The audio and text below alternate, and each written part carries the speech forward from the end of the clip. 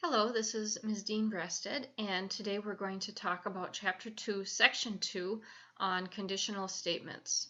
So first of all, I forgot to put this on the top of the worksheet, but let me add it now. You should be reading your textbook first, and this would be on pages 81 to about 84. If you read those pages, you'll get a good overview of what this worksheet is going to be about. Our objectives are to identify, write, and analyze the truth value of conditional statements, and also write the inverse, converse, and contrapositive of a conditional statement. This is exactly what you're also going to do in the journal for this week. So first of all, a conditional statement. It's just a statement that can be written as an if-then statement. So if you buy this cell phone, then you will receive 10 free ringtone downloads. That's a conditional statement. The if is called, the stuff that comes after the if, this part right here, is the hypothesis. The conclusion is what comes after the then. You will receive 10 free ringtones. So that's conditional. It doesn't have to be in if-then form. You just have to be able to rewrite it in if-then form. So, for example, a person who practices putting will improve her golf game. Could be said and mean the same thing if you had said, if a person practices putting, then she will improve her golf game. So the hypothesis is the part after the if a person practices putting. The conclusion is the part after the then. It's what will happen. She will improve her golf game. So you're going to you can underline the hypothesis with a dashed line, like I did up here, and the conclusion with a solid, or you can rewrite them for the worksheet. All right, here we have a butterfly. If a butterfly has a curved black line on its hind wing, then it is a viceroy. You might have to add a few more words to get it to work right. You might have to rewrite it a little bit. Like you could say, well, this one's already in if-then form. And the hypothesis is a butterfly has curved black line, and the conclusion is the butterfly is a viceroy. But this one, a number is an integer if it is a natural number. Find the if. There's the if. That has to go first. So we're going to rewrite it before we try to figure out what's the hypothesis and what's the conclusion. The if is here, so we're really going to start with this. If you have a natural number, if a number is a natural number, if it is a natural number, then it is an integer. So it's okay to add or take away words as need be to make it so it makes sense, but the important part is that the hypothesis is the part after the if, and the conclusion is after the then. So here's our hypothesis. Here's our conclusion. So they didn't write it in if-then form, but you can to make it easier to identify the hypothesis and the conclusion. So you can, if you're using your either a pencil or your word tools, you can just go like this, and you can underline this using the underline thing, but that's a solid dot. If you want to underline it with dashes, just click on this drop-down menu, and there's a dashed one. Then the person will drive a car. Here's your conclusion. This one's already in if-then form, and then pick the solid line for that one. So that's how you can do dots and dashes. If you'd printed this and you're working with a pencil, of course you can just do that. You could also, if you can't find those keys on your version of Word, you can write that the hypothesis, or you could copy and paste, and you could rewrite it.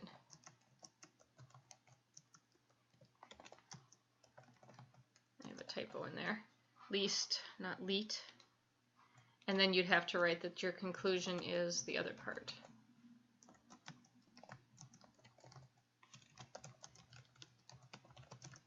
You don't have to do that if you did the underlining in two different ways. Now, number 2 is not yet in if-then form. We need to figure this out first. A figure is a parallelogram if it is a rectangle. The word if is in my sentence. That's where I want to start. So I'm going to write if. I'm going to say a figure, I'm not going to say it, I'm going to say a figure. A figure is a rectangle, comma, then, and now I can put the rest of the sentence. It is a parallelogram. Now that I have it written in if-then form, I can say, okay, now I know what the hypothesis is, and then remember to underline that in your dashed method, and it is a parallelogram would be the conclusion. All right, so you're going to do the same thing for 3, 4, 5, and 6. Number 5 will have to be rewritten in if-then form because it is not yet.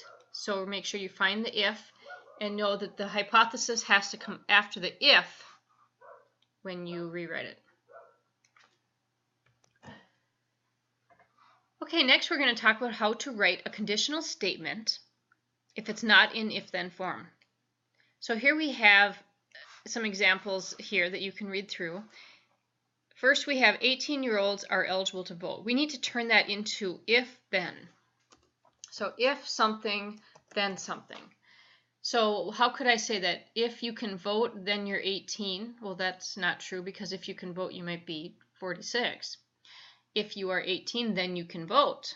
So you're going to rewrite this in, so if a person is 18, so feel free to add some words that, you know, a person was not in the original sentence, but it helps it make sense, then he or she can vote. You could write something like that. Now maybe you wrote yours maybe a little different, that's fine. But the idea is that it has both an if and a then. It has both a hypothesis and a conclusion. And we'll do some of these with geometry terms, like the sum of supplementary angles is 180 degrees. So if two angles are supplementary, then their sum is 180 degrees. That's how I'd write that one. All right, I'll let you do number 9. Next, we're going to talk about truth. This is a little bit confusing.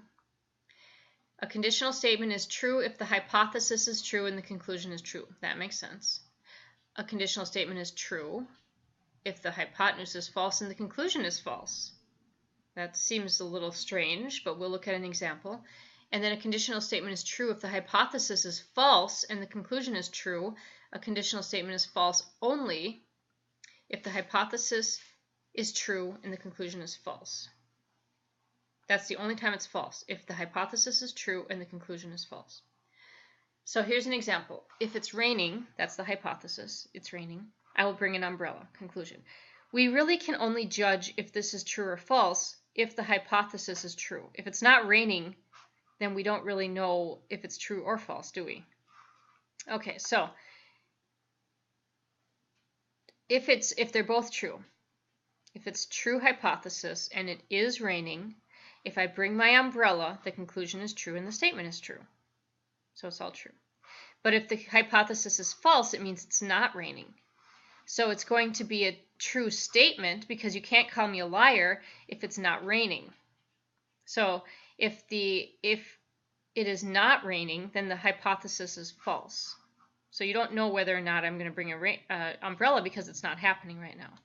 But if the hypothesis is true, so that means it is raining, and I don't bring my umbrella, now you can say that my conditional statement is indeed false. Because it said that if it is raining, then I'll bring my umbrella, and you're not holding an umbrella, that's false then. So for each of these, you're going to determine if it is true. Excuse the barking dog. For 10, 11, and 12, you're going to determine if it's true. That means that if the hypothesis is true, the conclusion needs to be true. If it's false, give a counterexample. So if you have, let's do number 10. If it is below 32 degrees, then it is winter. That means that if it is below 32 degrees, like that's happening, let's say it's 20 out, does it have to be winter? Or is there other times of the year where the temperature falls below 32 degrees? And it doesn't even say where you're at. It just says if it is. Let's assume it's Minnesota. Is there times in the fall and the spring where it actually is below 32 degrees? If so, then you'd say this is false because it might be fall or it might be spring. Okay, and then the next thing we're going to learn about is how to write a conditional statement in different ways. These are related, but not exactly. So our first one is called the converse. For the converse of a conditional statement, you switch the hypothesis and the conclusion around. So if we're starting with if a figure is a square, then it has 4 right angles, we switch that and we say if a figure has 4 right angles, then it is a square. Now this might be true or false. In fact, this is false because it could be a rectangle, but you can still write a converse even if it happens to be a false statement. For the inverse, we keep the order the same. If a figure is a square, then it has 4 right angles, but we add the not. We negate both the hypothesis and the conclusion.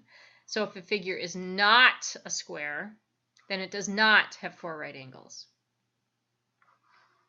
And the contrapositive is you switch, you basically negate the inverse.